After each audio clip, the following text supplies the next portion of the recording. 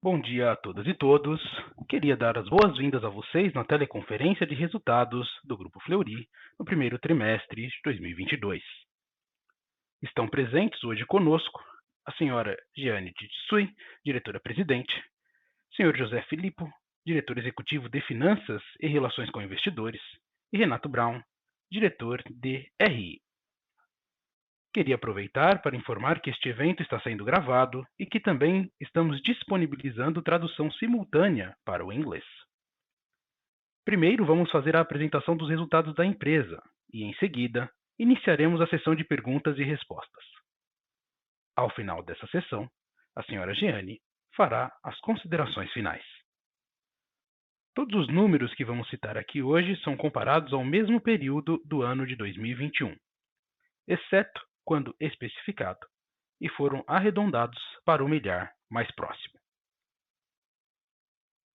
Antes de prosseguir, gostaria de esclarecer que esta apresentação pode conter informações sobre eventos futuros. Tais informações não são apenas fatos históricos, mas refletiriam os desejos e as expectativas da direção da companhia. As palavras acredita, espera, planeja, prevê, estima, projeta, almeja e similares pretendem identificar afirmações que necessariamente envolvem riscos conhecidos e desconhecidos. Riscos conhecidos incluem incertezas, que não são limitadas ao impacto da competitividade dos preços e serviços. Entre as incertezas estão também a aceitação dos serviços no mercado, transações de serviço da companhia e de seus competidores, aprovação regulamentar, flutuação da moeda, mudanças no mix de serviços oferecidos e outros riscos descritos nos relatórios da companhia. Gostaria agora de passar a palavra para a senhora Giane, que iniciará a apresentação. Por favor, senhora Giane, pode prosseguir.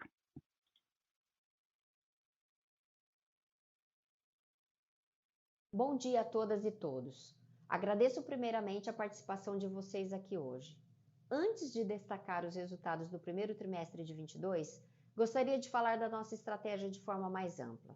Nós continuamos construindo um ecossistema de saúde integrado, preventivo e híbrido.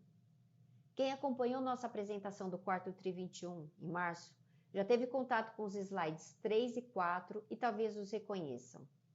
O slide 3 ilustra como a medicina diagnóstica permeia toda a jornada de saúde dos nossos clientes.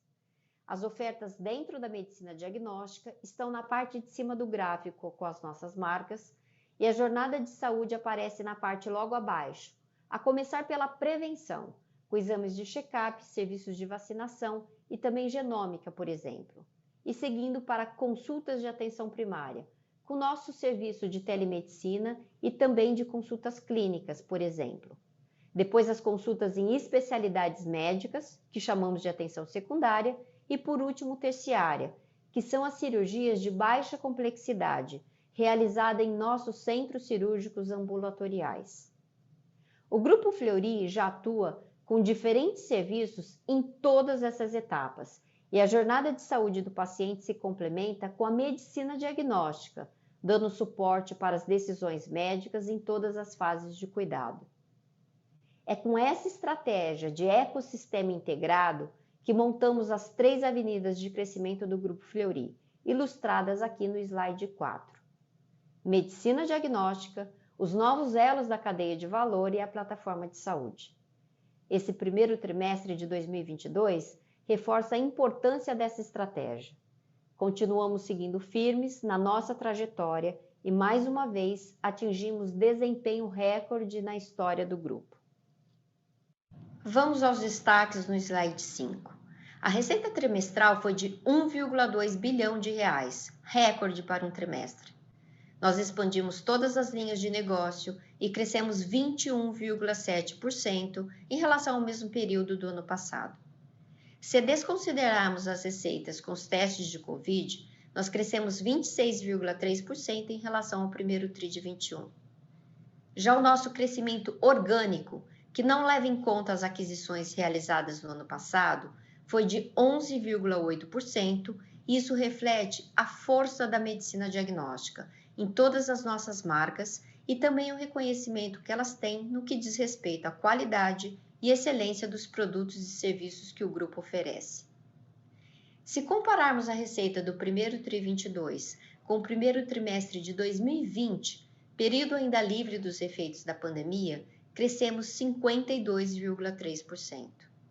Estamos operando em um novo patamar de receitas e, portanto, demonstrando que a estratégia que mencionei há pouco está trazendo os resultados que esperávamos. Um exemplo disso é o atendimento móvel, que já corresponde a 8,1% da receita total do grupo e cresceu 27,6% em relação ao mesmo período do ano passado. Na direção contrária, vemos que os exames de Covid diminuíram participação na nossa receita. No primeiro TRI 21, os testes correspondiam a 9,7% da receita e agora essa participação é de 6,2%. Nosso EBITDA no primeiro TRI 22 foi de 326,6 milhões de reais, o que também é um número trimestral recorde e é 14,4% maior do que o primeiro TRI 21. Mesmo com as aquisições, nossa margem foi de 30% no trimestre. Registramos um lucro líquido de 110,4 milhões de reais, com margem de 10,1%. Reforçando nossa estratégia de crescimento por aquisições, também nesse trimestre concluímos a aquisição de Marcelo Magalhães no Recife e anunciamos a aquisição do Hospital Sarra, em São Paulo, que detalharei a seguir. Antes de passar a palavra para o Filipe comentar com mais detalhes os nossos resultados financeiros, gostaria de destacar as duas transações anunciadas recentemente que reforçam nosso ecossistema integrado de saúde. Acabamos de concluir a aquisição do Laboratório Marcelo Magalhães nesta quarta-feira. Como mostra o slide 6, o Laboratório Marcelo Magalhães possui 13 unidades, além de atendimento móvel, tem 64 anos de história e é referência em análises clínicas no segmento premium, na região metropolitana do Recife. Como já falamos na ocasião do anúncio, essa aquisição reforça a nossa estratégia de aceleração de crescimento da companhia em medicina diagnóstica, expandindo sua presença estratégica no Nordeste e aumentando a capilaridade para 30 unidades de atendimento no Recife. Além disso, fortalece a capacidade de processamento de exames de análises clínicas na região, complementando a nossa oferta de serviços já existentes por meio das marcas A Mais Pernambuco e Diagmax. Ontem, também anunciamos a aquisição do Hospital Sarra, em São Paulo, como mostra o slide 7.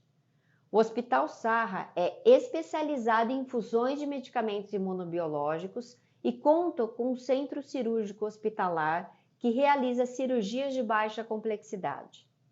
O Hospital Sarra está localizado na região da Bela Vista, além de contar com uma unidade em Osasco, e possui credenciamento das principais fontes pagadoras para procedimentos cirúrgicos, permitindo ampliação de procedimentos em ambientes de hospital-dia, já realizados pelo Grupo Fleury.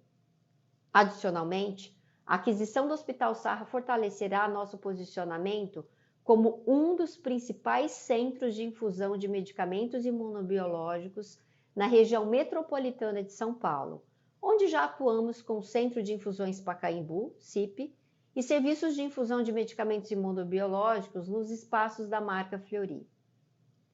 Em resumo, além de apresentarmos resultados consistentes que mostram a sustentabilidade do nosso negócio, continuamos firmes na execução da nossa estratégia nas avenidas de crescimento identificadas.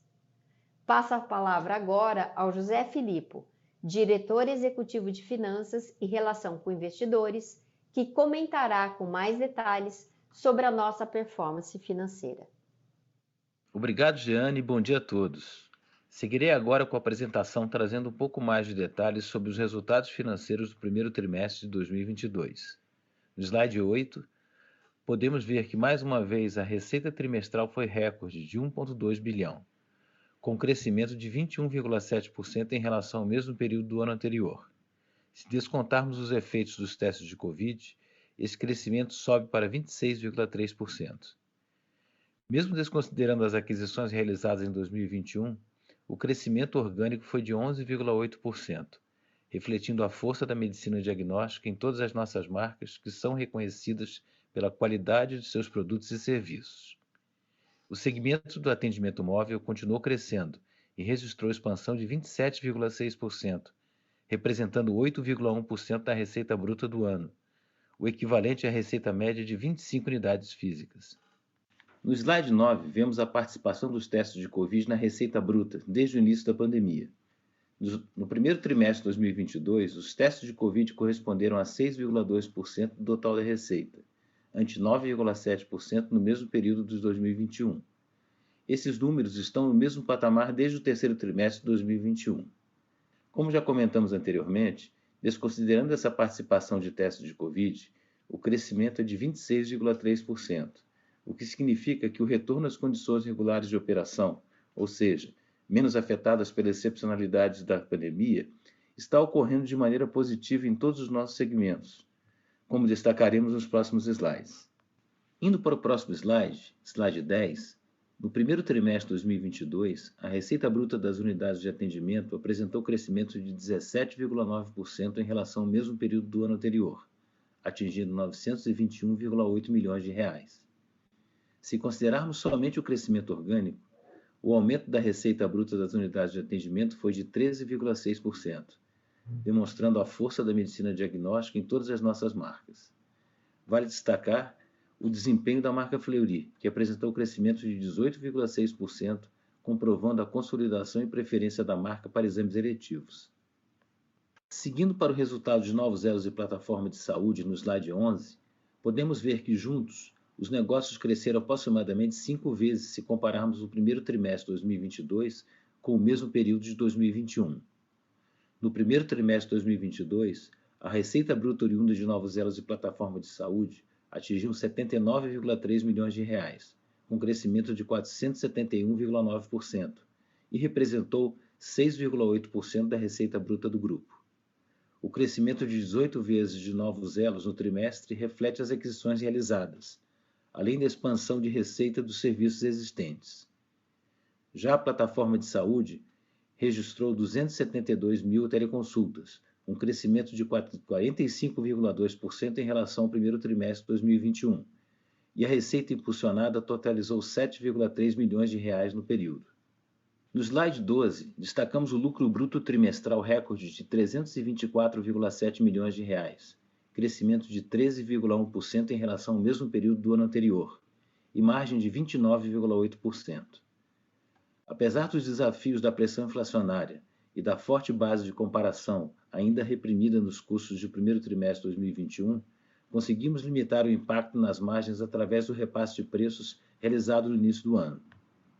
Indo para o slide 13, podemos ver que no primeiro trimestre de 2022, as despesas operacionais tiveram diluição de 24 bips em relação ao mesmo período de 2021, representando 9,7% da receita líquida. Aqui também cabe o destaque para o controle de despesas apesar da forte base de comparação do ano anterior, que ainda apresentava estrutura de despesas reprimidas, principalmente através da gestão de integração das aquisições e unidades de negócios. No slide 14, destaca-se o crescimento de 14,4% do EBITDA recorrente em 2022, que alcançou 326,6 milhões de reais, com margem de 30%. Como já detalhado, esse resultado é explicado pela retomada das condições mais regulares de operação no trimestre, aliada à gestão criteriosa de custos e despesas. Vale ressaltar que não houve efeitos não recorrentes neste trimestre. No slide 15, podemos ver que no primeiro trimestre de 2022, o lucro líquido totalizou 110,4 milhões de reais, com margem de 10,1%, comparado a 118,6 milhões de reais no primeiro trimestre de 2021, impactado principalmente por maiores despesas financeiras por conta da elevação de juros. No slide 16, mostramos a nossa geração de caixa operacional, que foi de 62,7 milhões de reais, impactado pelo pagamento de impostos diferidos de 2021 e pagamento do PLR que não ocorreu no ano anterior. Também se observou no trimestre um aumento do capital de giro. Vale ressaltar que o prazo médio de recebimento foi reduzido em 1 dia e o prazo médio de pagamento aumentou em 5 dias. No slide 17, os investimentos do primeiro trimestre de 2022 totalizaram 66,5 milhões de reais, com expansão de 29,6% em relação ao mesmo período do ano anterior. Esse aumento reflete investimentos em TI digital, essencial para o aumento de eficiência e melhora da experiência do cliente, e a renovação de equipamentos de manutenção, com maior utilização e ampliação de serviços nas nossas unidades. Indo para o slide 18, destacamos que a dívida líquida ao final de março de 2022 alcançou 1,5 bilhão de reais, com aumento de 9,5% em relação ao fechamento do trimestre anterior. A alavancagem era de 1,4 vezes contra 1,3 vezes em dezembro de 2021, abaixo do limite de 3 vezes estabelecido por instrumentos de dívida. Destacamos aqui a 7ª emissão de debêntures em 14 de abril, no total de 700 milhões de reais. Os recursos captados serão destinados para usos corporativos gerais, reforçando o capital de giro e alongando o perfil da dívida da companhia. Indo para o slide 19, o retorno sobre o capital investido, ROIC, sem o efeito do ágio, atingiu 46,1% no primeiro trimestre de 2022. No acompanhamento do NPS, Net Promoter Score, o indicador consolidado representou 72,3%. Indo para o slide 20 e nos aproximando do fim da apresentação, gostaria de destacar a agenda de RI do Grupo Fleury para os próximos meses, que também está disponível no site de relações com investidores da companhia. Antes de iniciarmos a sessão de perguntas e respostas, passo a palavra para a Jeane para a conclusão da apresentação. Obrigado. Obrigada, Filippo. Iniciamos esse ano de 2022 mais fortes. E isso é uma conquista dos 13 mil colaboradores e 3 mil médicos do grupo que se dedicam intensamente à saúde e bem-estar dos nossos clientes. Queria agradecer o trabalho das equipes e a confiança que os nossos clientes e parceiros do Grupo Fleury depositam em nós todos os dias. Muito obrigada. Ficamos agora à disposição para a sessão de perguntas e respostas. Olá, bom dia. Renato Braun falando. Gostaria de reforçar os canais de envio de perguntas. O primeiro, para quem estiver no webcast, é possível mandar pelo webcast. Quem estiver no telefone, também é possível. O terceiro canal, o e-mail de ri@grupofleury.com.br, assim como o nosso WhatsApp do time de RI, que é o 11 5014 7236. Vou repetir, 5014 7236. Podemos ir para a primeira pergunta, por favor, do Fred Mendes, do Bank of America. Bom dia a todos, obrigado, Renato. Eu tenho as duas perguntas aqui, pessoal. A primeira, na parte da Clinic, né? Vocês já comentaram no início, parece que vocês estão, talvez, não sei se mais motivados com essa iniciativa, ou talvez um pouco mais confiantes, não sei o que pareceu. Então, eu só queria entender se essa agora, dentre os pilares de crescimento, essa seria talvez a principal oportunidade, uma das principais oportunidades que vocês veem. E a segunda, agora com a normalização do Covid, né, teoricamente, se vocês esperam uma redução no atendimento móvel ou se vocês acreditam que essa é uma tendência que veio para ficar e deve continuar dando relevância aí como total da receita. Obrigado, pessoal. Obrigada, Fred, pelas perguntas. Com relação à Day Clinic, Fred, você traz um ponto importante, porque a gente vê oportunidade de crescimento nesse modelo de cirurgia ambulatorial, onde você tem maior eficiência, você consegue fazer procedimentos de menor complexidade, e são modelos que têm oportunidade de expansão. Hoje, lembrando que nós temos, então, esse modelo de Day Clinic, de cirurgias ambulatoriais, no nosso centro de ortopedia, no Higienópolis. Nós também fazemos cirurgias na Clínica de Olhos Moacir Cunha, com centro cirúrgico ambulatorial para cirurgias oftalmológicas, e no centro de fertilidade, onde a gente faz cirurgias relacionadas à saúde da mulher. Então, agora com a aquisição do Sarra, nós temos oportunidade de adicionar mais um centro cirúrgico com 5 salas para fazer esses procedimentos. Essa é uma avenida, mas eu lembro que a gente tem colocado como novos elos toda a parte de ortopedia, de infusão de medicamentos e também de fertilidade ou oftalmologia também como oportunidades.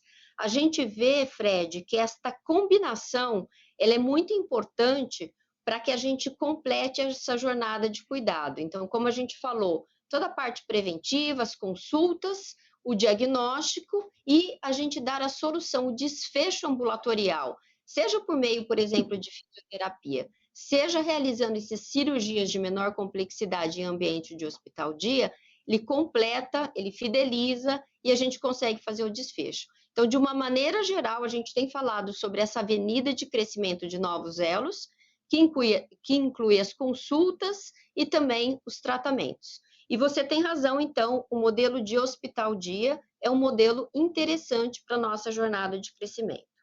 O segundo ponto, com relação ao atendimento móvel, a gente acredita que houve uma mudança no comportamento dos nossos clientes. Você se lembra que durante a pandemia a gente expandiu bastante, a gente apresentou crescimentos trimestre a trimestre, e agora a gente mostra novamente um crescimento de 27,6% no móvel. A gente ampliou o número de rotas e ampliamos o portfólio. Por essa mudança de comportamento, é um serviço, uma alavanca, onde vemos ainda oportunidades de crescimento. Então, a gente continua acreditando muito que o atendimento móvel, pelo nível de satisfação que as pessoas têm, lembrando que tem um Net Promoter Score bastante alto, e a nossa oportunidade de ir além das cidades onde nós estamos, né? O móvel ele vai realmente além, é um modelo bastante interessante para a gente, que continua crescendo. Hoje já representa 8,1% da nossa receita total. Nós tivemos um incremento de 95% das rotas no total, e hoje o atendimento móvel é significativo em todas as regiões onde nós atuamos. Lembrando que no passado ele era mais forte na região metropolitana de São Paulo, e hoje o móvel acaba sendo uma alavanca importante em todas as regiões. Inclusive, eu chamo a atenção para Marcelo Magalhães, que a gente acabou de fazer a aquisição, eles também têm um móvel e vai fortalecer esse nosso posicionamento no Recife. Obrigada, Fred. Perfeito, Jane, super claro, muito obrigado. Se eu puder só fazer um follow-up aqui na parte da clínica, até para a gente ter um entendimento melhor, faz sentido você fazer, eventualmente, parceria com hospitais, né, para você desafogar um pouco esse pronto-socorro dele, e, teoricamente, né, filtraria os de maior complexidade para já chegar no hospital, talvez com internação, ou é difícil pensar nessa linha, dado que talvez os pais venham isso como uma porta de entrada, só para entender mesmo a dinâmica. Obrigado. Obrigada, Fred. De uma certa forma, a gente já está muito próximo dos hospitais. Você sabe que a gente faz a medicina diagnóstica em vários hospitais, e a gente, inclusive, anunciou no quarto TRI uma JV com Einstein na área específica de genômica. Ao longo do tempo, com a criação de ecossistema, Fred, parece fazer sentido, sim, essa parceria onde você tem um ganha-ganha. Por exemplo, você fazer os procedimentos de baixa complexidade no ambiente de hospital-dia, você libera espaço para os procedimentos de maior complexidade nos hospitais, ao mesmo tempo que a criação dessa rede, desse ecossistema, acaba também, porque parte dos procedimentos, a depender das condições clínicas do paciente, você sempre vai precisar de um ambiente de maior complexidade. Então, do ponto de vista teórico, faz sentido, Fred. Perfeito, Jane, super claro, muito obrigado.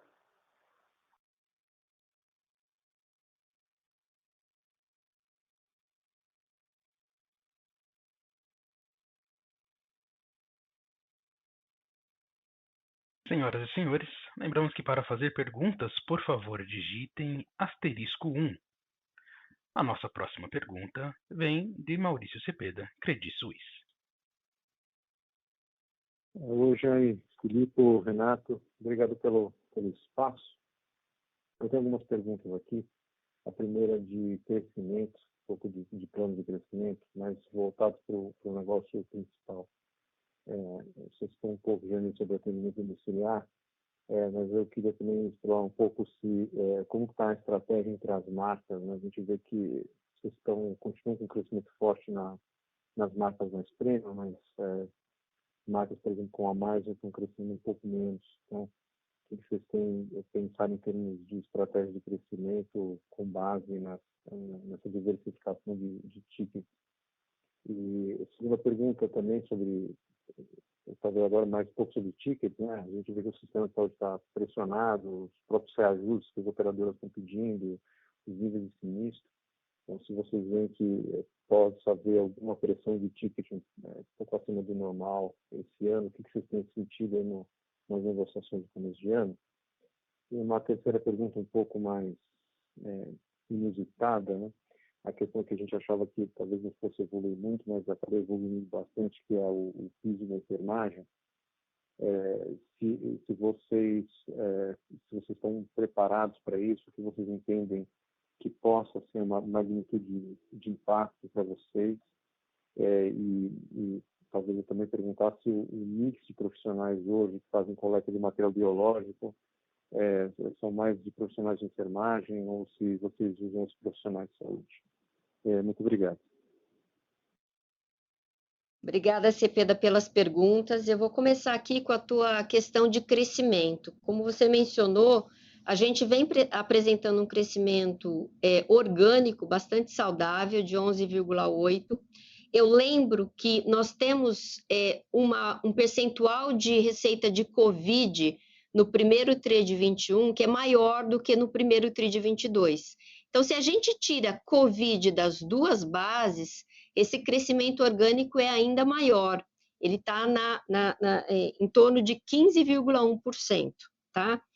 Quando você menciona as marcas, Cepeda, eu queria chamar a atenção com relação ao crescimento do número de beneficiários na saúde suplementar, que vocês viram que agora a gente está com aproximadamente 40 milhões, houve um crescimento, mas esse crescimento ele não é homogêneo. Então, aqui em São Paulo, houve um crescimento maior do que no Rio, por exemplo. A marca Fleury apresenta um crescimento bastante significativo, de 18,6%, e esse crescimento ele vem muito decorrente de todas as ações que a gente vem falando para aumento de market share, relacionadas à própria diferenciação da experiência da marca Fleury. Também o móvel contribui, mas eu chamo a atenção que mesmo na marca Fleury, se a gente retirar o atendimento móvel, o crescimento da marca é de 18,1%, um crescimento significativo, e também a criação desses novos elos ao redor da marca Fleury, ela também ajuda a fidelizar o paciente e trazer medicina diagnóstica para a nossa marca premium. Com relação a mais, a gente também apresenta um crescimento saudável de 17%. A gente tem feito aí um crescimento bastante importante também das rotas do móvel para a mais. Então, de uma maneira geral, a gente vê que essa nossa estratégia de combinação de crescimento orgânico e inorgânico, por meio das unidades de atendimento adquiridas, ela tem sido muito saudável. E a gente está muito satisfeito com os resultados também que a gente vê de PrET bioclínico no Espírito Santo, que é uma praça nova. Com relação ao ticket, Cepeda, eu acho que todo mundo tem discutido bastante a questão de sustentabilidade do setor de saúde, e é por isso que nós, como Grupo Fleury, temos nos posicionado levando soluções para as operadoras, seja por meio de novos produtos, e lembrando que quanto mais medicina preventiva, quanto mais diagnóstico precoce você faz, melhor para o sistema, porque você evita os casos de maior complexidade. Claro que com essa sinistralidade, que houve um pequeno aumento, a gente sabe que nós teremos ao longo do tempo uma negociação. Lembrando que a maior parte da nossa negociação já ocorreu no segundo semestre, então agora a gente já tem o reflexo do reajuste de preço no nosso crescimento. Com relação à pressão por negociações, a gente vê que cada vez mais medicina diagnóstica corresponde a aproximadamente 20% do total aí da saúde suplementar. Então, a gente tem trabalhado bastante próximo com as operadoras, levando essas soluções, e claro, a gente está muito aberto para compor de forma conjunta. Indo para a sua última questão, antes de passar para isso, só lembrar, né, o Filipe já colocou o quanto que a gente tem sido muito disciplinado com relação aos nossos custos e despesas, com várias iniciativas para que a gente aumente produtividade no ano onde a gente terá a pressão inflacionária, para que a gente consiga continuar crescendo e equilibrando e mantendo a rentabilidade do grupo. Com relação ao piso de enfermagem que você trouxe, claro que a gente sabe o quanto que esses profissionais precisam ser valorizados, entretanto, todo mundo já discute e vê o impacto que, se esse projeto tiver aprovação final, lembrando que ele foi aprovado pela Câmara, mas ainda precisa de sanção novamente no Senado, e todo o governo está muito aí discutindo as formas de financiamento. Nós sabemos que o impacto, tanto no SUS, como nos hospitais filantrópicos, também é significativo, e claro que isso aí impactará o sistema de saúde privado. Talvez a gente, como um grupo de medicina mais ambulatorial, tenha um impacto menor, seja porque a nossa composição de colaboradores é um mix, e aí respondendo objetivamente a sua pergunta, os nossos coletadores, você tem um diferente perfil. Você pode ter técnicos de laboratório, você pode, no nosso conjunto de colaboradores, nós temos auxiliares de sala que não são profissionais de enfermagem, nós temos biomédicos, nós temos químicos, ou seja, talvez num ambiente de medicina diagnóstica ambulatorial, a composição do perfil de colaboradores, ela é mais heterogênea, então nós não temos um percentual tão alto, de profissionais de enfermagem, auxiliares de enfermagem. Quando a gente olha para ambientes de médio, alta complexidade, esse percentual é maior. O segundo aspecto é com relação ao gap que existe entre o que esses profissionais hoje recebem e o que seria o piso.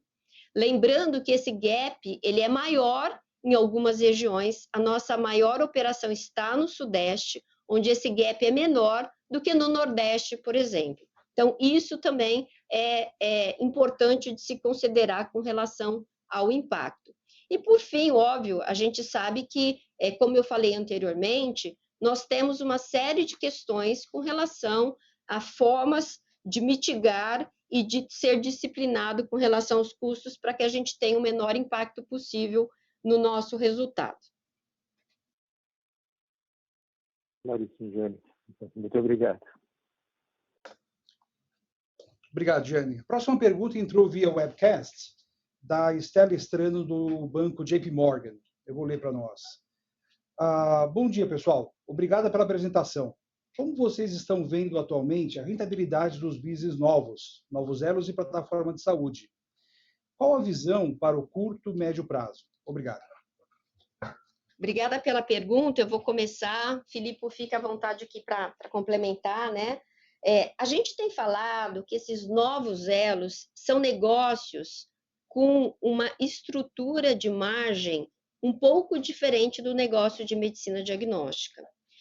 Ortopedia, oftalmologia, são negócios que têm um mix de consultas clínicas e de procedimentos, onde, de uma maneira estrutural, a margem é um pouco menor do que da medicina diagnóstica.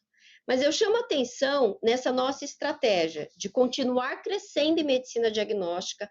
Esse é o nosso core, é onde nós temos uma capacidade de ganhar sinergia e de, ao longo do tempo, manter os níveis de rentabilidade, ou até melhorar, depender da situação, com também um crescimento de novos elos, onde traz uma margem estruturalmente menor, mas que no mix acaba sendo bastante saudável, porque ele ajuda a aumentar também a receita de medicina diagnóstica.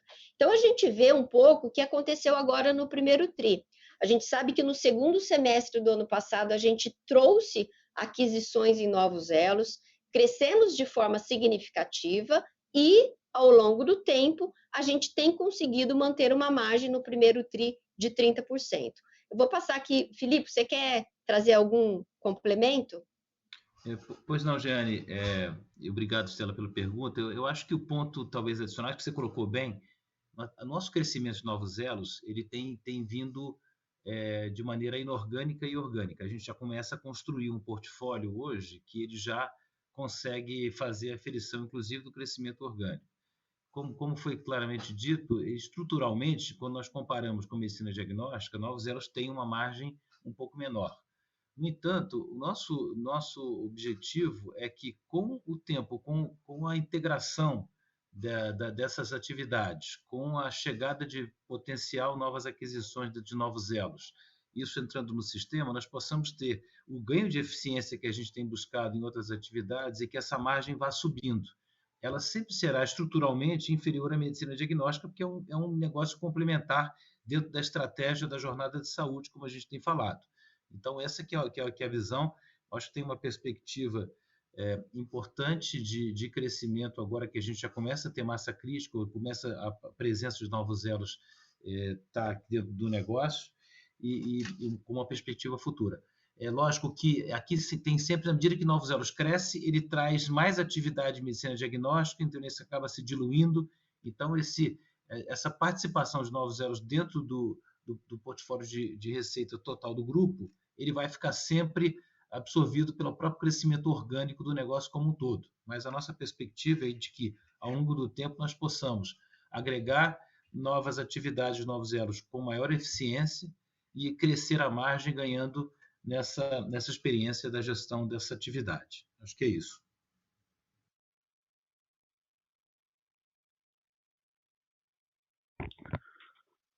A nossa próxima pergunta vem de Vinícius Figueiredo, Itaú BBA. Bom dia a todos. Obrigado por pegar a minha pergunta. A primeira pergunta seria sobre novos elos aí, pegando o gancho da última. A gente viu, assim, quando olha trimestre contra trimestre, né, acho que é um comportamento um pouco diferente do que a gente estava esperando, né? Então, assim, queria entender qual que é a sazonalidade aqui de novos elos, se realmente o primeiro tri ele deve ser mais fraco do que o quarto tri, ou se tem algum efeito específico aí que acabou justificando essa queda. E aqui pensando em Sarra, né, que vocês acabaram de comprar, vocês acreditam que a gente, assim, consegue imaginar novas unidades de estar sendo inauguradas aí nos próximos poucos anos? E aí, se eu puder também tocar em outro tópico em relação a capital de giro, acho que, assim, ano contra ano a gente viu que os dias não mudaram muito, né? Mas a gente vê um consumo de caixa maior vindo do aumento de contas a receber, né? E aí eu queria entender um pouco se isso é devido a uma negociação mais difícil com as fontes pagadoras, se eles estão pedindo mais prazo, se isso deve persistir também olhando para frente. Obrigado. Obrigada, Vinícius, pelas perguntas. Com relação a novos elos, você trouxe um ponto interessante. Sim, existe uma sazonalidade. No primeiro trimestre, principalmente no início do ano, janeiro, a gente vê que a gente tem um número grande de médicos e de pacientes que tiram férias, tá? Então, existe uma sazonalidade onde você tem um movimento, um crescimento menor no primeiro trimestre, foi o que a gente observou, tá? Então, no primeiro trimestre, a gente vê que a receita foi mais ou menos, andou de lado ali com relação ao quarto tri, exatamente porque você tem tanto os ortopedistas, oftalmologistas, que acabam saindo de férias. A gente aproveitou esse período, inclusive, Vinícius, para fazer reforma de unidades, né? Então, por exemplo, a clínica de olhos Moacir Cunha, a gente fez ali um retrofit interessante e agora a gente já está com um movimento que já está acelerado, tá? Com relação a novas unidades, sim, a gente tem um plano de crescimento orgânico de novas unidades. Nós colocamos aqui uma expectativa de abertura de 7 novas unidades de medicina diagnóstica, tanto aqui em São Paulo como no Rio de Janeiro. Lembrando que no ano passado a gente manteve também abertura, né? No final do ano a gente abriu unidades também, tanto no Weiman como aqui na Mais São Paulo. Então, além dessas 7 unidades de medicina diagnóstica, nós temos um plano de expansão orgânico em ortopedia. Lembrando que nós fizemos, então, a aquisição do Vita, que já tem as unidades Vita e VitaCare de fisioterapia, e agora nós temos um plano de aumentar mais 6 unidades de Vita e VitaCare no ano de 2022. Então, essa expansão orgânica, ela é muito importante, associada ao crescimento inorgânico por meio das aquisições. Com relação à capital de giro, eu vou passar agora a palavra ao Filippo. Filippo.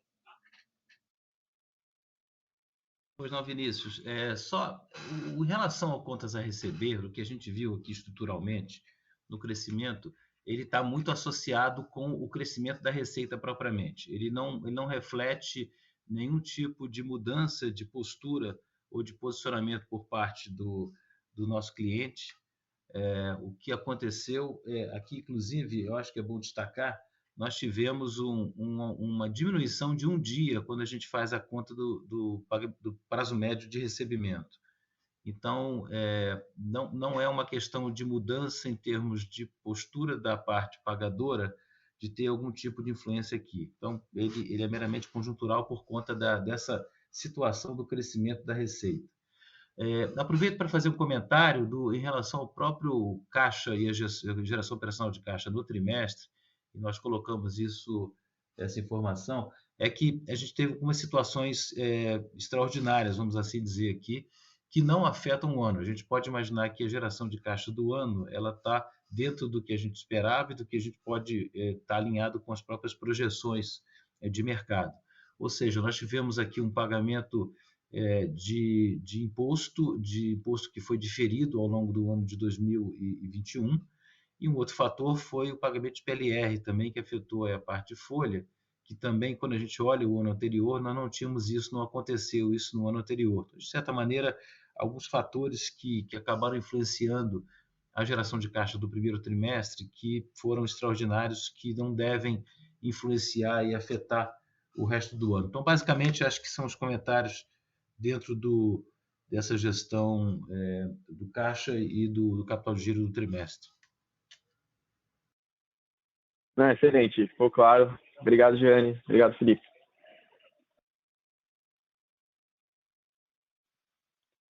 Nossa próxima pergunta, também via áudio, vem de Gustavo Miele, do Goldman Sachs.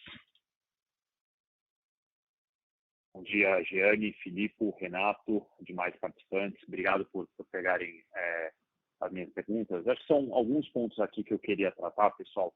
Primeira pergunta, um pouco relacionada ao benefício que a aquisição de Sarra pode trazer para a negociação com as fontes pagadoras de vocês, né? A gente nota que Sarra, aqui pela descrição que vocês apresentaram, tem uma diferença em relação à CIP, que é uma disposição um pouco mais hospitalar, né, do que a própria CIP.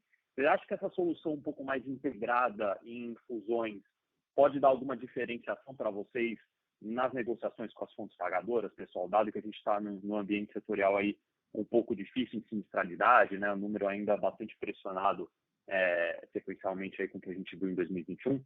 Acho que seria a minha primeira pergunta. E um segundo ponto, né, acho que vocês comentaram aí um pouco sobre, não diria guidance, né, mas um pouco esse comentário aí de potenciais aberturas de novas unidades, seja em ortopedia ou seja mais no core business. Queria só entender um pouco como está o processo para potenciais credenciamentos aí dessas unidades que podem vir. E se eu puder pedir licença para uma terceira pergunta, queria entender um pouco também como que vocês reconciliam esse ganho de share que vocês tiveram na marca Fleury, né? Esse número bem expressivo aí de 46% para 51%, dado que o mercado teve um crescimento bastante tímido, né? Queria entender aí setorialmente se vocês estão vendo uma doação de share um pouco maior de outros players de diagnóstico ou, de repente, de algum nicho um pouco mais hospitalar. Então, acho que seriam esses 3 pontos do meu lado, pessoal. Muito obrigado. Obrigada, Gustavo, pelas perguntas. Com relação à primeira, do benefício do Sarra e negociação com as fontes pagadoras, eu lembro que o Sarra ele tem um posicionamento talvez um pouquinho diferente do CIP, que é um posicionamento mais premium, e é interessante porque a gente acaba ampliando a nossa extensão ou oferta para os nossos clientes. Então, é bem interessante porque Sarra traz aí uma receita significativa em infusão de medicamentos imunobiológicos, embora tenha aí a questão de ser, pode parecer o hospital, mas são centros ambulatoriais de infusão muito parecido com o CIP, tanto lá na Bela Vista quanto em Osasco, e além de ter, então, uma maior amplitude de planos aí credenciados, a gente também vê um benefício muito grande com relação às negociações com os fornecedores. Lembrando que são medicamentos, né? A Pharma tem, ao longo do tempo, desenvolvido novas moléculas, colocado aí um pipeline de desenvolvimento de medicamentos imunobiológicos, e a gente consegue, com maior volume, praticamente a gente dobra a nossa receita de infusões de medicamentos, a gente consegue uma melhor negociação com fornecedores. Com relação a potenciais aberturas de novas unidades, Gustavo, você trouxe um ponto muito importante, porque a gente está muito atento, tanto é que a gente colocou para vocês a questão de credenciamento, mas eu lembro que, primeiro, a abertura das unidades de ortopedia, a gente tem uma receita significativa de particular nesse público VitaCare. Além disso, a gente não vê dificuldades de credenciamento para esses serviços, que ainda estão muito fragmentados os serviços em São Paulo. Então, a gente fizemos um estudo de geomarketing bastante preciso e temos oportunidade de ampliar essa oferta para um público que, principalmente para fisioterapia, quer capilaridade, porque ele quer, isso são sessões frequentes e é muito bom estar próximo do público final. Com relação à medicina diagnóstica, eu lembro que a gente também está trazendo novos contratos. No final do ano, a gente falou sobre um contrato grande, trazendo aí mais de 400 mil vidas, e, de fato, a gente precisa expandir as nossas unidades para atender esses clientes. Então, nós estamos muito tranquilos com relação ao credenciamento. A gente tem feito uma expansão nas regiões onde a gente está com um volume muito grande nas unidades e onde parte do credenciamento já existe, inclusive. Com relação à reconciliação do ganho de share de marca Fleury, ao longo do tempo a gente vem falando isso, né? Marca Fleury é uma marca aí de 96 anos, muito reconhecida, que tem um share alto e, na nossa visão, provavelmente, né? Você mencionou bem o número de vidas nesse segmento premium, ele não cresce tanto e a gente tem, ao longo do tempo, apresentado esse crescimento expressivo com ganho de share. A gente não olha especificamente os concorrentes, mas o que a gente vê é, sim, cada vez mais, uma visão de integração de jornada que acaba fidelizando este cliente num ambiente ambulatorial que é muito interessante, tanto para as operadoras como para o próprio cliente que consegue ter a jornada completa. E ao longo do tempo, a gente também tem feito, do ponto de vista operacional, todos os processos para capturar esse cliente que vai, por exemplo, numa consulta oftalmológica ou vai numa consulta ortopédica. Hoje a gente sabe que 60% dos clientes do Vita também fazem os exames de medicina diagnóstica conosco, na marca Fleury, o que acaba sendo um ganha-ganha, tanto para a experiência, como para redução de desperdício e você dar ao médico também uma solução muito rápida para que aquele exame rapidamente chegue na mão dele e ele possa tomar a adequada consulta clínica. Obrigada, excelente, Gustavo. Giane, super claro. Obrigado. Nós recebemos 3 e-mails, na verdade, que são perguntas bem parecidas. Então, eu vou juntar as 3 perguntas. A primeira, que veio de Walter Pereira, é como está o crescimento de medicina diagnóstica? A segunda, que é conectada ao tema, que veio de Saulo Toledo, como está evoluindo as margens de medicina diagnóstica? E a terceira, que é conectada à segunda pergunta, qual será o efeito de Marcelo Magalhães nos resultados da companhia? Essa última foi feita pela Gláucia Martins. Muito obrigada aí pelas perguntas. Eu vou tentar aqui fazer um apanhado, então, conciliando essas 3 respostas. A primeira, com relação ao crescimento em medicina diagnóstica, eu enfatizo dados estruturais e dados de ações que a gente vem fazendo, especificamente com todas as nossas marcas. O primeiro é com relação à parte epidemiológica. Eu sempre repito que o Brasil é um dos países onde você tem a maior taxa, uma das maiores taxas de envelhecimento da população.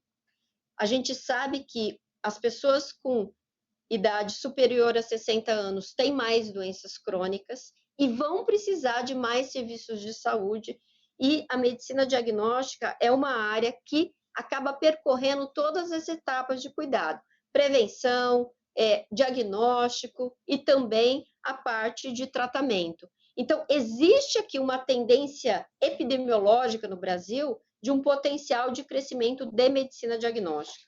A segunda parte que eu venho colocando é que, efetivamente, nós temos feito muitas ações em medicina diagnóstica, com o lançamento de novos produtos, com relacionamento médico. Para vocês terem uma ideia, a gente tem aí uma equipe que visita periodicamente os médicos, levando os diferenciais, fazendo esclarecimento, educação médica e falando no nosso portfólio. Aproximadamente 12.000 médicos são visitados todos os meses pela nossa equipe, além de, obviamente, ter toda a interação médico a médico por meio das assessorias e resolvendo o caso. E, além disso, a gente tem falado sobre crescimento de imóvel, sobre diferenciação nas unidades, sobre o cuidado que nós temos com o acolhimento Net Promoter Score e também o crescimento inorgânico. Dado isso, a gente tem, ao longo do tempo, com o aumento de volume, a gente percebe que no primeiro trimestre a gente cresceu em volume de exames 25%, temos oportunidades de capturar sinergias por meio de não só um volume maior, a gente, ao longo do tempo, em análises clínicas, a gente vê um processo de ganho de sinergia e também um aumento de produtividade, o que faz com que as margens de medicina diagnóstica permaneçam ao longo do tempo muito saudáveis. Então, a gente tem manutenção de margem de medicina diagnóstica, mesmo com um mix diferente de marcas. E aí eu puxo aqui, né, para a última questão com relação a Marcelo Magalhães.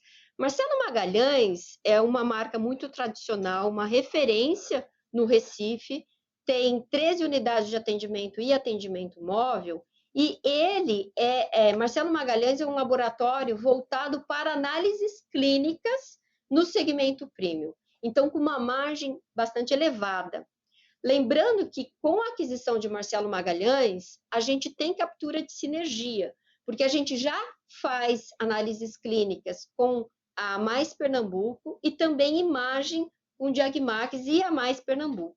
Então, nós vemos oportunidade de capturar sinergias, por exemplo, com relação às áreas técnicas, né, o processamento dos exames de análises clínicas, também uma oportunidade da gente expandir o nosso portfólio de exames de imagem e realmente o posicionamento diferenciado de Marcelo Magalhães vai nos trazer uma série de benefícios em relação à negociação com as operadoras e também com os fornecedores. Então, eu agradeço muito, a gente está muito feliz com o closing agora de Marcelo Magalhães.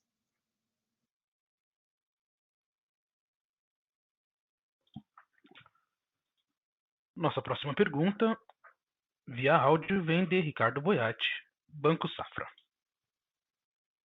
Oi, bom dia, Jeane, Filipe, Renato, demais participantes.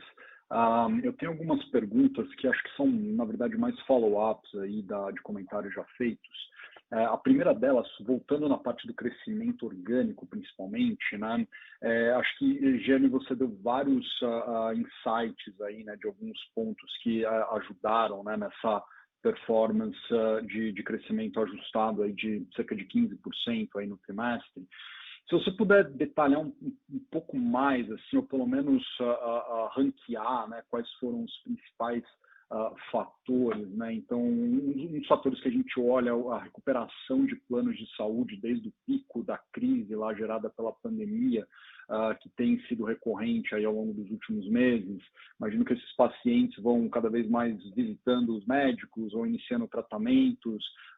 Isso foi um fator importante nessa retomada de crescimento orgânico num patamar bastante sólido aí do trimestre. Você mencionou outros fatores, né, como marketing, né, aquisição de clientes, ganho de market share aí dentro do setor, cross-sell com novos elos. Então, se você puder, pelo menos, ordenar mais ou menos quais foram os principais fatores, acho que ajuda a gente a pensar um pouco para frente e se faz sentido pensar num crescimento sustentável, né, de 2 dígitos, crescimento orgânico, né, para a medicina diagnóstica.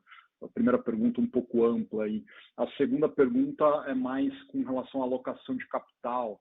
né? Então, de novo, acho que vocês deram algumas pistas, né? Mas só para entender o tamanho da oportunidade que vocês têm para continuar fazendo aquisições médias, ou pequenas, né? Tanto na parte core aí, né, de diagnóstico, quanto nos novos elos, né? Se vocês ainda veem muita oportunidade de aquisições em linha com o Frassarra, por exemplo, né? O Marcelo Magalhães. Então, entender um pouco mais o potencial de crescimento, né, com esse perfil de M&A, e se a companhia também avalia algum movimento um pouco maior, né, mais transformacional, e dentro desse contexto, como que vocês enxergam um balanço, né? A companhia não está super alavancada, apesar de ter tido um gradual aumento aí no endividamento, mas o custo de capital tem subido, né, constantemente. Então, como é que vocês avaliam o balanço da companhia hoje para continuar alocando capital em crescimento inorgânico? Obrigado. Obrigada, Boiati, pelas perguntas. Com relação ao crescimento orgânico, a gente já falou aqui, mas deixa eu trazer talvez alguns outros elementos, né? Primeiro, nós crescemos, se a gente olha, 17% em análises clínicas, exames laboratoriais, e 12% em exames de imagem. Esse crescimento, quando a gente percebe o que está acontecendo no setor de saúde, tem alguns fatores. Já mencionei, né, o aumento de doenças crônicas, mas existe sim uma maior conscientização das pessoas sobre a necessidade de fazer acompanhamento dessas doenças crônicas. A gente, então, tem esse relacionamento com os colegas que estão nos consultórios, e acredito que a pandemia trouxe, sim, uma maior conscientização. Foi muito falado que os pacientes que tinham doenças crônicas acabaram, infelizmente, tendo maior mortalidade.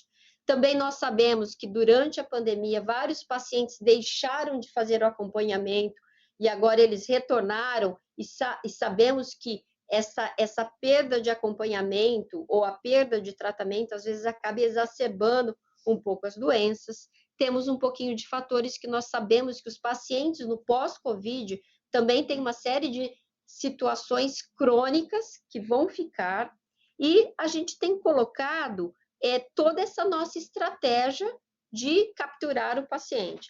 Então, de uma maneira geral, a gente vê que as pessoas estão mais preocupadas com a saúde. Nós temos um número maior de doenças crônicas, de pacientes crônicos, e acredito que o fato de maior conscientização sobre a necessidade de cuidado com saúde acaba levando, né, mesmo as pessoas aí que estão num bom estado, a fazer o acompanhamento com seus médicos e fazer o exame diagnóstico. Eu sempre digo que é bom que isso aconteça, porque o acompanhamento diagnóstico precoce evita os casos de maior complexidade, e isso é um fator importante. Com relação à alocação de capital, eu vou passar aqui a palavra para o Filipe, mas só para lembrar que a gente tem sido extremamente disciplinado, seja com relação como a gente já mencionou, né, internamente, mas com relação à nossa alocação de capital. Então, este é um fator importante, que nós já temos todo uma sequência de análises internas para todas as aquisições, mas eu acho que o Filipe vai falar aqui com mais detalhes com relação às oportunidades que nós temos de aquisições e uma adequada alocação de capital. Sem dúvida. Obrigado, Jeane. Boiati, obrigado pelo comentário. Eu, mais uma vez, acho que a doutora Jeane já comentou aqui da nossa compromisso com a disciplina, mas acho que o nosso crescimento, da maneira como nós vemos, ele virá de uma combinação de atividade orgânica e inorgânica, né? Nós temos visto isso. Acho que a aquisição de Marcelo Magalhães, que se conclui agora há pouco, e também Sarra, isso reflete essa atividade que a gente vem desenvolvendo, a prospecção. Nós temos uma área de M&A que foi reforçada, na medida que a gente tem expertise para poder analisar.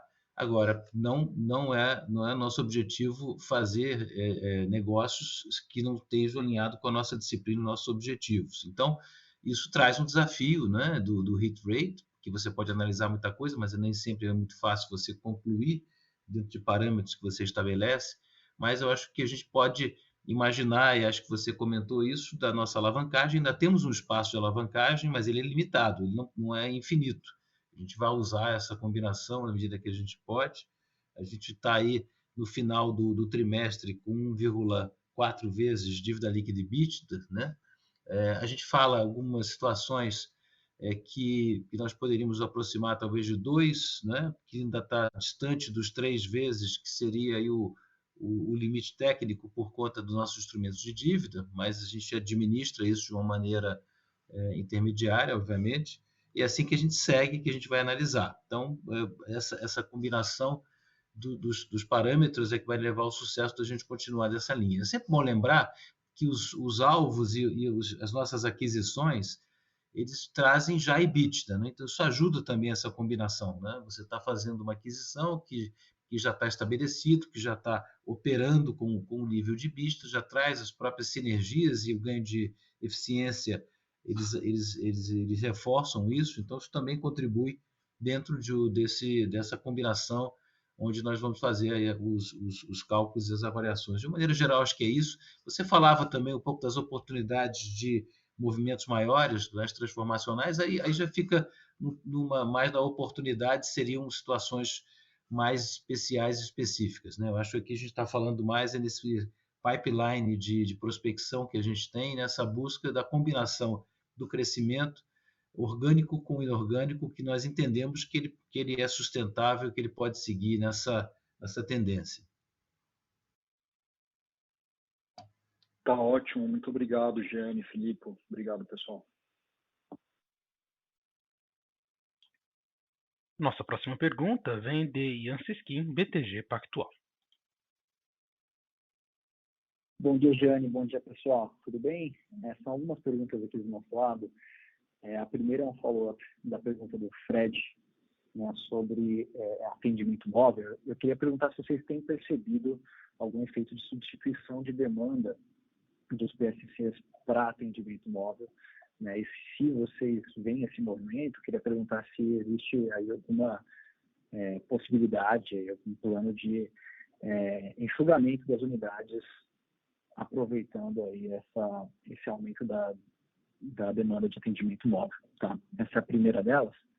E a segunda é sobre a expansão de serviços ortopédicos, perdão. Vocês até comentam no release sobre a abertura de 6 novas unidades. Eu queria entender um pouco o impacto para a CAPEX, né, se isso muda um pouco da perspectiva para o ano, tá bom? É isso, pessoal. Obrigado. Obrigada, Ian, pelas perguntas. Com relação ao atendimento móvel, a gente sempre acompanha o indicador que você traz, né, de quantos pacientes que antes iam para as unidades e acabam sendo atendidas no móvel. Mas eu lembro, Ian, que, na verdade, o móvel acaba atendendo o cliente só naquele momento em que ele tem exames de análises clínicas puro. Em algum momento, quando ele tem uma combinação, um ultrassom, uma ressonância, ele vai para a unidade. Então, não tem uma substituição muito grande de demanda das unidades para o móvel. Por outro lado, quando isso acontece, não é ruim para a gente, porque a gente tem aproveitado esse metro quadrado para expandir, né, o nosso crescimento aí de exames de imagem e mesmo outros serviços. Então, a gente tem falado sobre o aproveitamento das unidades para fazer atenção primária, aproveitamento das unidades para fazer infusão de medicamentos, e na nossa visão, a gente acompanha o indicador de receita por metro quadrado e a gente tem crescido a receita por metro quadrado, que é bastante saudável. Nós não precisamos fazer enxugamento de unidades, nós temos aproveitado melhor as nossas unidades. Eu lembro que na marca Fleury, quando a gente faz o retrofit, inclusive nós estamos expandindo a oferta de serviços, aumentando salas de ultrassom, por exemplo, para a marca Fleury. Tanto é que a gente coloca que a gente vai precisar abrir novas unidades esse ano, né? De uma maneira bastante controlada, 7 unidades de medicina diagnóstica e mais expansão de serviços ortopédicos. Essas unidades de serviços ortopédicos, nós temos uma combinação de unidades onde você tem aí um portfólio maior de consultas e fisioterapia e outras unidades menores, onde você está mais focado para fisioterapia, para estar próximo do cliente. Então, o CAPEX dessas unidades não é tão significativo, está na nossa projeção de CAPEX desse ano. Lembrando que o ano passado a gente teve o CAPEX um pouco maior, porque acabou compensando um CAPEX que a gente segurou no ano de 2020. Então, nós acreditamos que esse CAPEX está sob controle e, ao longo do tempo, a gente tem visto também um indicador de retorno, né, sobre o capital investido. Então, a gente está muito confiante nessa estratégia. Lembrando que, neste modelo de criar unidades de serviços ortopédicos, a gente tem esta visão da proximidade com a nossa unidade de medicina diagnóstica, para que a gente possa fazer essa jornada do cliente completa e capturar toda essa demanda de medicina diagnóstica, tá? Tá claro, Jeane, muito obrigado.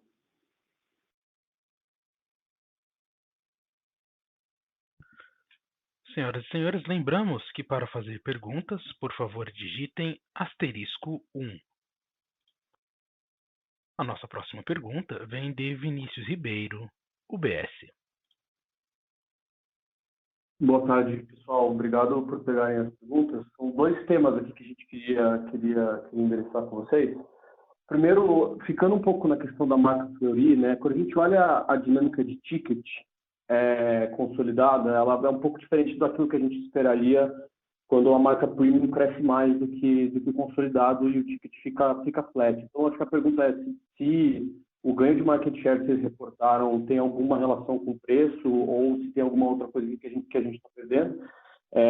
Ficando um pouco também na marca Fleury, queria também entender se a dinâmica de margem bruta tem alguma relação com esse mix, né? Ou seja, a marca Fleury crescendo mais do que as outras marcas, eventualmente jogaria a margem bruta de vocês para cima.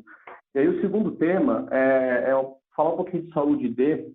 A gente viu que o nível de receita, embora ainda não seja significativo no geral, ele retomou aquele nível que vocês tinham reportado lá no terceiro TRI, e com um aumento no número de consultas, mas vocês não deram mais o número de usuários ativos, né? Então, eu só queria entender se essa retomada de nível de receita, ela é associada a consultas em spot, né? Ou seja, consultas pontuais associadas à Omicron, ou se tem a ver com uma retomada de crescimento de usuários ativos e o que a gente deveria esperar para essa linha, uma vez que a gente não tem mais essa informação.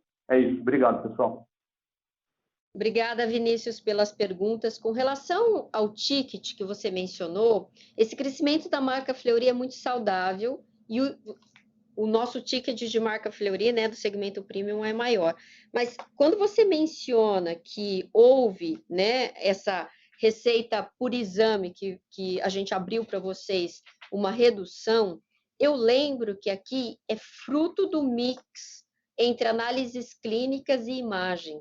O que acontece é que a gente tem crescido mais em análises clínicas do que em imagem, o que acaba fazendo com que, na média, você tenha uma redução do ticket, mas isso é saudável. Por quê? A gente tem crescido em exames, números de exames, 25,6 milhões,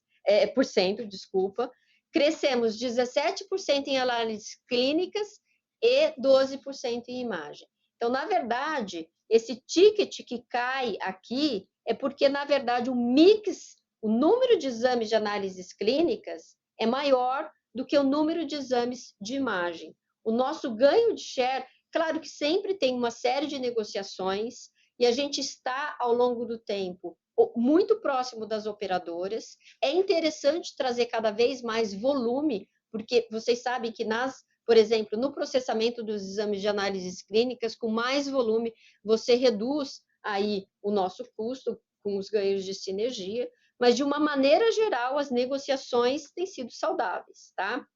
Com relação à saúde D que você colocou, foi muito interessante este momento de Ômicron. A gente vê um aumento do número de teleconsultas médicas, fizemos no trimestre 272 mil teleconsultas médicas e sim, está muito relacionado ao aumento de casos de Ômicron, como a gente já colocou para vocês. Então, o número de teleconsultas e o número de clientes atendidos por saúde D, ele traz uma variação a depender, né, de momentos de ondas de aumento do número de casos agudos. A gente mantém um baseline que está crescendo de acompanhamento de pacientes crônicos, mas a onda aí de Ômicron realmente gerou um aumento muito grande, principalmente em janeiro. Com relação ao número de clientes atendidos, no primeiro TRI de 22, nós tivemos 173 mil clientes atendidos, então um número maior do que a gente tinha anteriormente. Isso correspondeu a 15,6% das vidas totais do grupo. Por que a gente não está o tempo inteiro falando isso? Porque tem uma flutuação natural dos usuários de saúde D, de telemedicina, com as ondas, por exemplo, de Covid com os casos agudos, tá? Mas, de uma maneira geral, a gente vem seguindo a nossa estratégia bastante clara de saúde D, com novos parceiros e a oferta de novos produtos. Obrigada, Vinícius. Perfeito, Jeane, eu que agradeço. Clarice.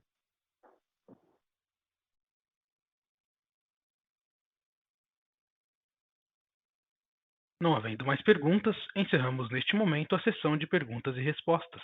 Gostaria de passar a palavra à senhora Jeane para as considerações finais.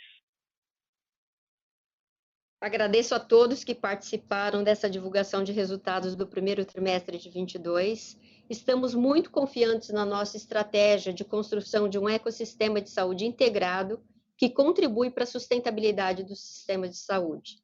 Também estamos muito firmes e com disciplina de execução. Estamos confiantes na construção de um Grupo Fleury cada vez mais forte. Muito obrigada. A teleconferência de resultados do Grupo Fleury está encerrada. Agradecemos a participação de todos e tenham uma boa tarde.